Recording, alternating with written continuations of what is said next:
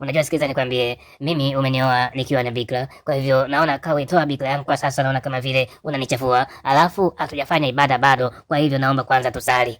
Da, huyu jamaa anaitwa Michael, yuko na mke wake hapa anaitwa Esther. Esther na Michael wamefunga ndoa, ni wanandoa ambao wanapendana sana, lakini ndani ya ndoa yao kuna changamoto. Changamoto gani hizo? Wacha tuja kuziona leo. Wako hapa wanacheza, wanalishana, ni wapenzi na mapenzi siku zote huwa yanakuwa na mbwembwe nyingi sana pindi ambapo mtakuwa mnapendana. Wameingia zao chumbani, lakini kuna dada wa kazi hapa akawa anawaangalia na kutamani kile ambacho anakifanya. Sema, jamani, kumbe kuolewa ni raha. Yani anabebwa, anaingizwa ndani. Natamani na mimi siku moja niweze kuolewa. Amemfikisha jamaa mke wake ndani, alafu haraka anaenda kufunga mlango, akarudi hapa, anataka apate tendo la ndoa kutoka kwa mke wake. Lakini wakati anataka kuendelea, mwanamke akawa hataki, anaambia hebu niache bwana, nikwambie kitu. Sema, unaambia kitu gani tena? Hebu njoo hapa. Akawa anataka kumwandaa, lakini bibie amegoma, anamwambia sitaki tendo. Jamaa anamuuliza kwa nini, akamwambia unajua, sikiza nikwambie, mimi umenioa nikiwa na bikra, kwa hivyo naona kauitoa bikra yangu kwa sasa, naona kama vile unanichafua, alafu hatujafanya ibada bado, kwa hivyo naomba kwanza tusali.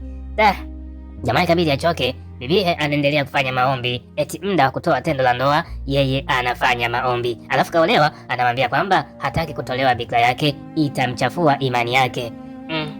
Ni ngumu. Jamaa ikabidi atoke zake huku, ana hamu kweli kweli, lakini sasa afanyaje? Bibi amekataa na yuko zake ndani, yuko bize sana kufanya ibada. Jamaa anasikitika, ajui afanyaje. Bibi yuko ndani huku anaendeleza ibada zake. Alipomaliza ibada anashangaa jamaa hayupo, anasema jamaa kanikimbia hapa, badala ya kufanya ibada wote yuko wapi? Ikabidi atoke amtafute mume wake yupo wapi. Nje sebuleni pale kuna dada wa kazi huyo hapa. Ikabidi aje amuulize, vipi, umemwona shemeji yako hapa? Akasema shemeji nilimwona anaingia huko jikoni, sasa sijajua anaenda kufanya issue gani. Akasema basi sawa, hebu ngoja kwanza niende nikamtazame. Jamaa yuko jikoni hapa. Anambia sasa umekuja kufanya nini huko? Akasema nimeona tu bora nije kutengeneza vitu hapa. Akasema hapana, dada wa kazi si upa utakusaidia. Akasema unajua mimi nakupenda, alafu ninahisia nawe, sasa nimekuja huko nipatie tendo, nimejisikia vibaya. Jamaa akasema sikiliza, mimi si mke wako, nitakupatia. Kumbe utanipatia lini sasa? Kwa sababu tendo la ndoa ndilo ambalo linamfanya mwanamume akae sawa, na mimi ninahisia na wewe. Sasa unaponinyima mke wangu, nafikiri mimi nitajisikiaje? Hebu acha basi hiyo tabia, kwa sababu inanikera na inanifanya nipoteze upendo kwako. Akamwambia unajua mwili wangu ni hekalu la Mungu, kwa hivyo sitaki kuichafua kwa sasa, ni bikra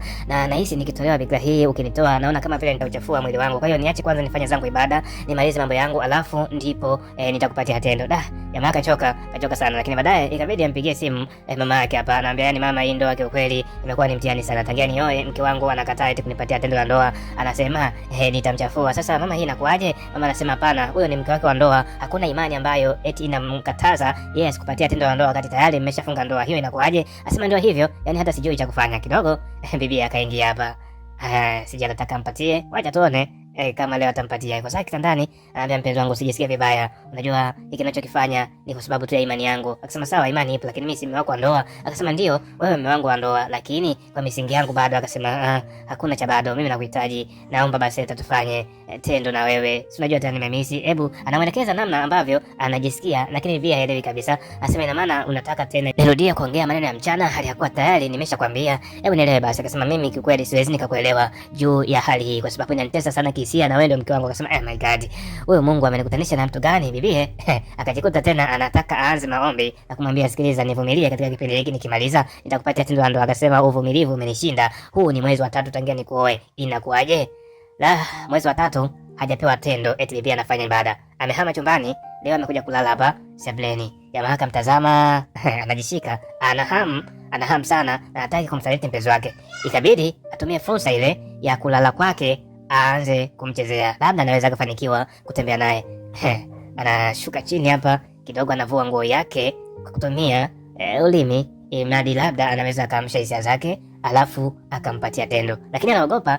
Anafanya taratibu ili asije akastukiwa. Anaingia katika gauni lake lile, ataka azame chumvini. Bibi akaamka kumuuliza unafanya nini? Akasema mimi ni mume wako na niuliza kama nafanya nini. Akasema wewe ni mume wako ndio, lakini ujinga huo unaofanya eti wataka ulambe nini? Yaani Mwenyezi Mungu amekupatia mdomo huo, alafu ataka uingie huko. Huo ni ujinga gani? Akasema jamani, wewe si mke wangu. Akasema sawa, mimi ni mke wako, lakini kwa sasa sihitaji tendo la ndoa. Niache nibaki kwanza na bikra yangu, alafu nikimaliza masuala mazima ya ibada nitakupatia.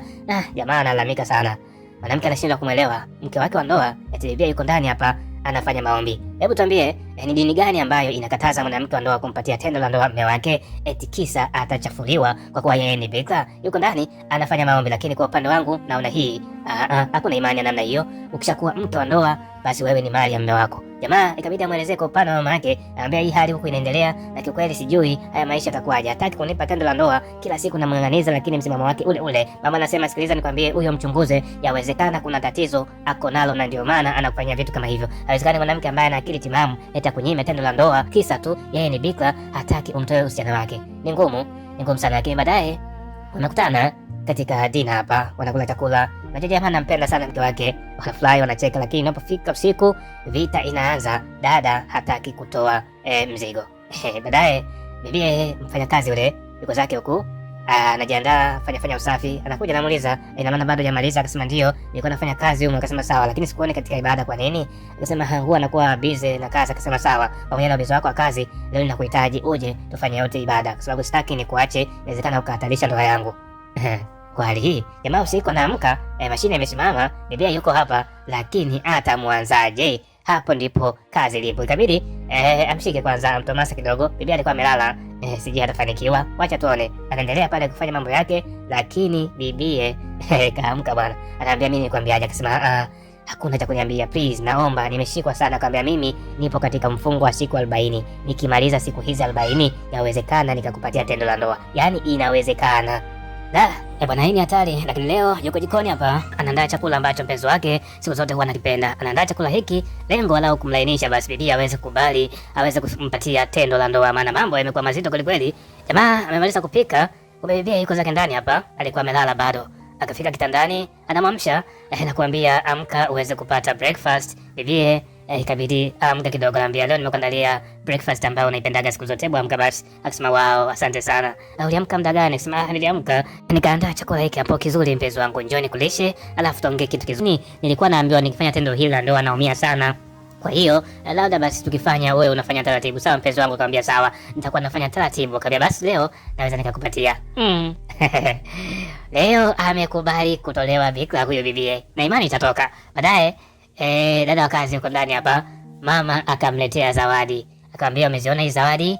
Ni nguo. Akasema mbona nguo nzuri hivi? Akasema ndio, nimekuletea hizo nguo kwa ajili yako. Kuanzia sasa unatakiwa uzivae hizo ili mwanangu aanze kukutamani na kukupenda. Na uwe unajipelekesha chumbani kwake, unatandika nguo, vitanda, vitu kama hivyo. Alafu unatengeneza mazingira imradi ya kumshawishi tu akupende. Lakini bibi ana wasiwasi sana, lakini mwisho wa siku anapokea zile zawadi. Atafanya nini? Leo mama yuko sebreni, bibi anataka kutoka hapa. Esther ikabidi amfuate, akamwambia anataka niende kanisani. Akamwambia wataka uende kanisani, si ndio? Kwa hiyo hilo kanisa lako ndio linalokufundisha mambo ya kichawi, si ndio? Yaani unaenda kanisani kujifunza uchawi. Sasa wewe utakuwa ni pasta wa uchawi na utafungua kanisa maalum kabisa la kufundisha wanawake wenzio wawanyime wanaume zao katika ndoa. Mjinga mkubwa wewe, toka hapa mbele yangu. Bibi ikabidi haraka basi, ngoja mimi niende kanisani. Akasema kanisa gani wewe mchawi? Huyu mama ni hatari.